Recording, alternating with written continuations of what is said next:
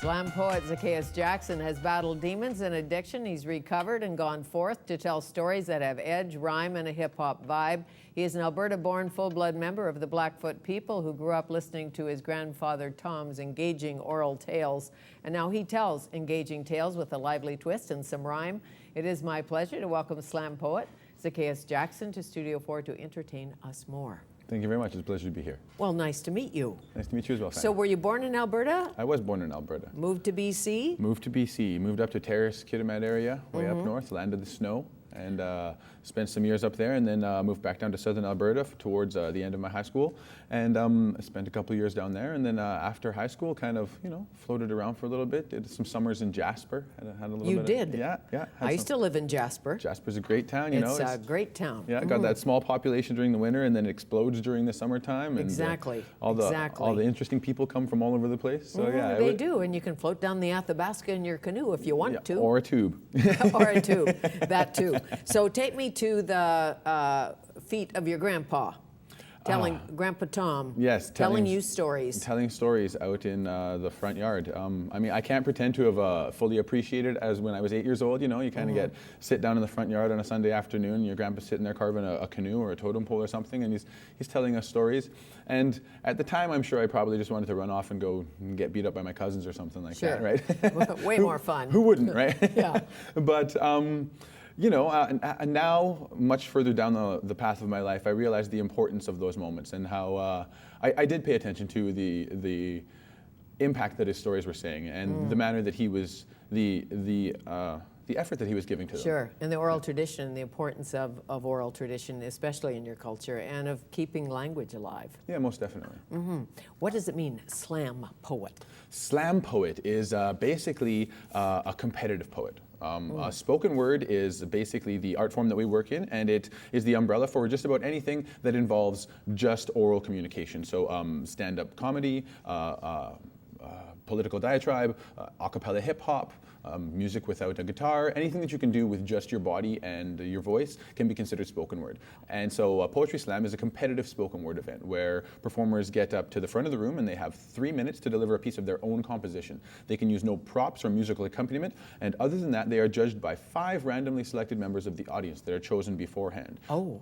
Yes. And can somebody storm the Van Slam event? I read something recently about a storm poet. Yes. What does that mean? That is for what we are starting this week is the Canadian Individual Poetry Slam, which is part of the Vancouver International Poetry Festival happening in its 2nd year. And the Canadian Individual Poetry Slam is the individual championships to pick the #1 single performer in the entire country. Really? We have the Canadian Festival of Spoken Word, which is our team championships. And so you get squads of 4 poets with 1 alternate competing to crown our team champion. But this is our individual. So it's the performance is obviously done singularly, and the onus is a lot more on the performer as opposed to being able to rely on your team members for dynamic. Okay, and who judges it?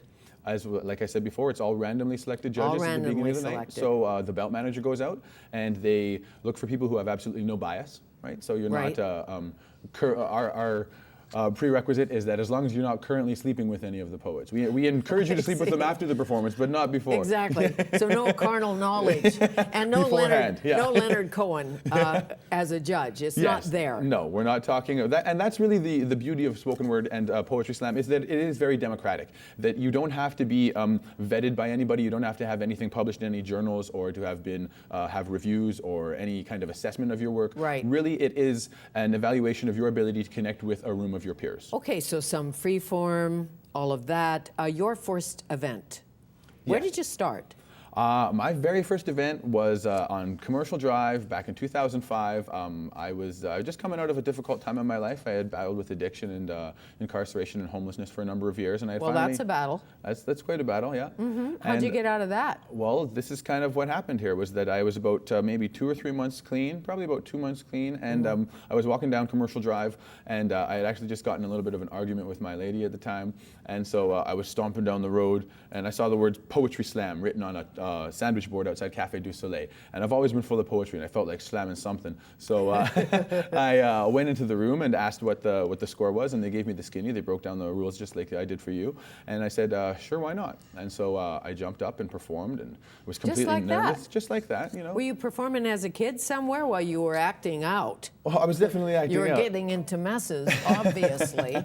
That I was, but no, I was never. During the stretch of my addiction there, I've always been a writer. I've always been completely enthused with writing and behind it. And ever since 4th grade, when our teacher made us memorize the cremation of Sam McGee.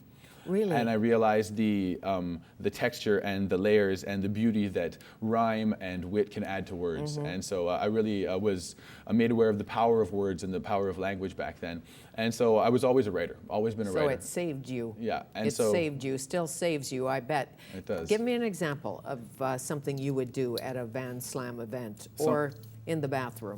Okay, here we go. This is just a quick little 1-minute poem. I work generally in narrative. Is what I do for the most, because people fascinate me. I think that people and the world is amazing, and it's where most of my inspiration comes from. And so a lot of my pieces are narrative. This is just a quick little 1-minute narrative poem. A child's bright eyes made me smile today. Snuffleupagus eyelashes flashed light beneath miles of gray skies, and I almost cried at the honest simplicity of the motion. His eyes perfect, eliciting of the ocean's rising tides. Oh, to be 8 months old with nothing to hide. His only concern was a breadstick and the occasional toe. These feet of mine have marched at least 1,000,000 miles. I wanted to grab him and say, son, you've got no clue how far that toe will go. I'd tell him that beauty's bred by mystery, and in truth, discovery's better than love, but that we only get a single swing at most things, and it's better to push than be shoved. I'd whisper a word about women, divine, and then pray he's a God-fearing man.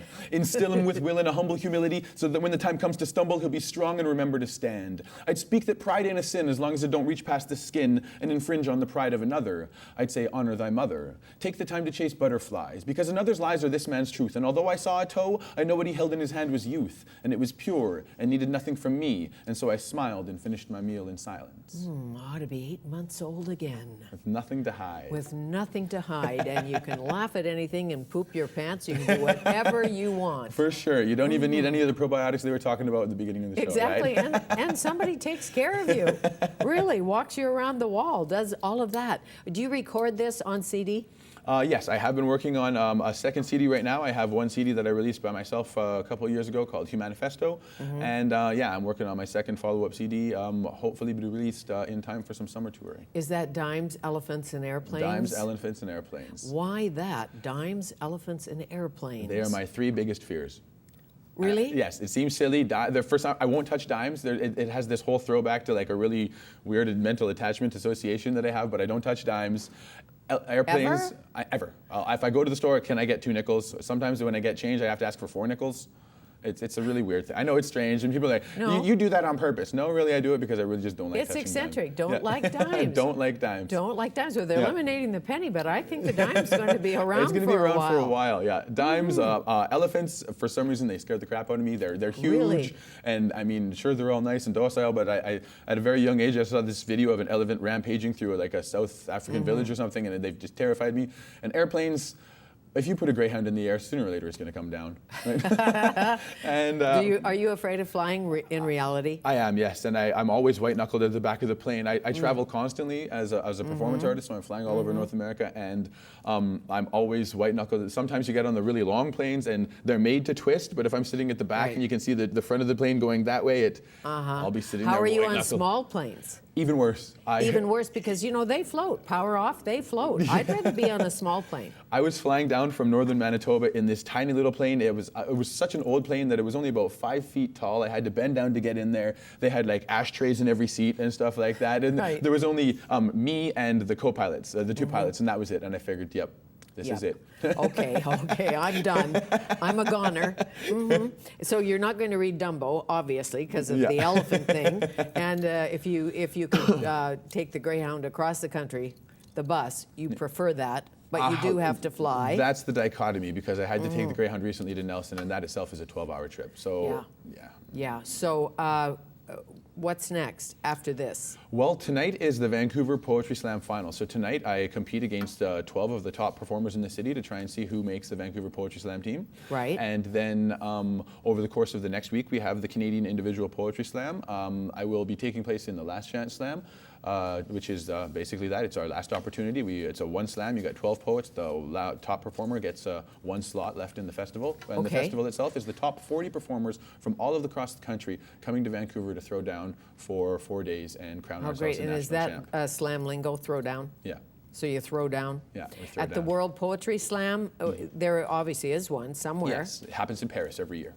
In Paris? Yes. Have you been? I have not been. The way that they do it is that every country has one national champion. The national champion is chosen to represent. So this year, I believe it will be an Ian Ketiku, who was actually the national, who was the world champion. Well, good luck. I want you to go to Paris. Oh, I do too. Okay. Thanks a lot. Nice to see you. Thanks for performing. Cheers. Zaccheus Jackson, slam poet. And Shaw is pleased to announce the 2012 Fill the Food Banks campaign is underway. For more information, visit togetherisamazing.com. And remember, you can catch all of our conversations on YouTube or follow us on our new Twitter handle at Fanny Kiefer,